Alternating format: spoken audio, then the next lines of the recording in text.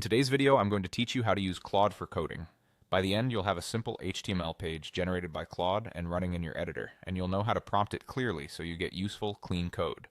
First, open your browser and head to claude.ai. Log into your account so you can start chatting. Once you're in, begin a brand new chat. A fresh conversation keeps your instructions focused and helps Claude tailor its response to the task at hand. Now let's give Claude a clear instruction. In the message box, type, "Create a simple HTML page with a title, heading, paragraph, and a button." This prompt is short, but it sets the structure well. When you're writing prompts for code, be direct about what you want built and list the pieces you expect to see.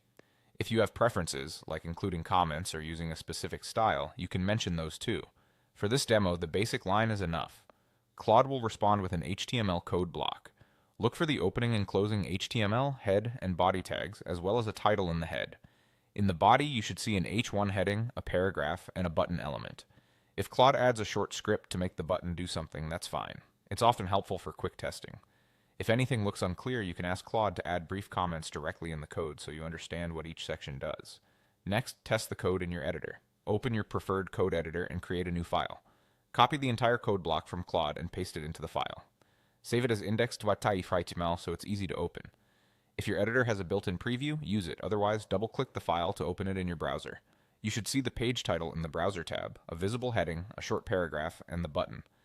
Click the button if a script is included to confirm it behaves as described. If anything doesn't display correctly, return to the chat and paste the part of the code that's causing trouble. Tell Claude exactly what you see in the browser and what you expected instead. Small clarifications, like asking for centered text, a different button label, or additional styling, can be added in a follow-up message, and Claude will revise the code accordingly. That's it. You've logged into Claude, started a fresh chat, given a precise coding prompt, and tested the result in your editor. Keep iterating with clear instructions, and Claude becomes a fast, friendly coding partner.